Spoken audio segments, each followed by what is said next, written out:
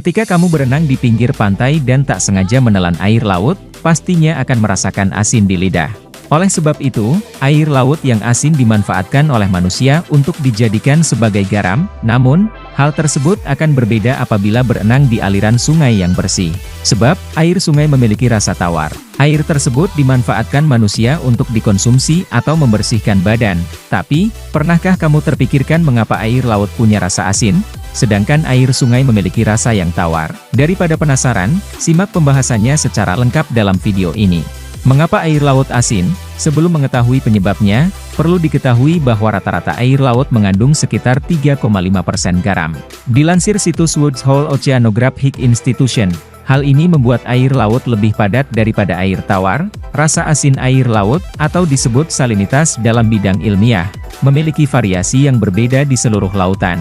Sebagai contoh, salinitas cenderung lebih rendah jika di dekat ekuator dan kutub, namun bisa meningkat di beberapa lautan, seperti Laut Mediterania. Lantas, apa yang menyebabkan air laut terasa asin?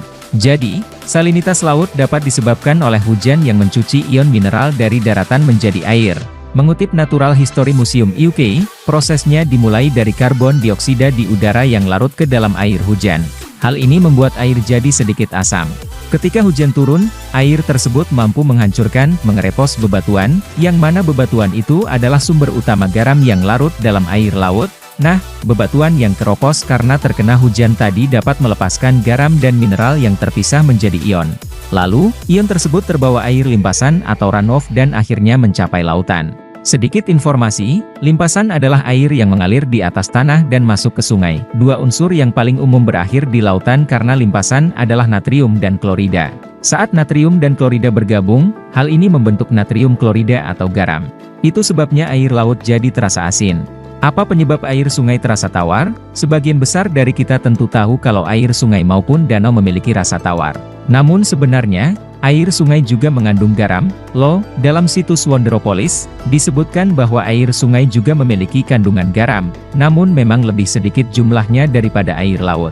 Sebab, air danau dan sungai diisi ulang oleh hujan sehingga tidak terlalu asin. Lain halnya dengan air laut, karena selalu mendapatkan kandungan garam yang terus-menerus diisi ulang ketika sungai mengalir ke dalam laut. Selain itu, panas matahari juga mempengaruhi tingkat keasinan air laut.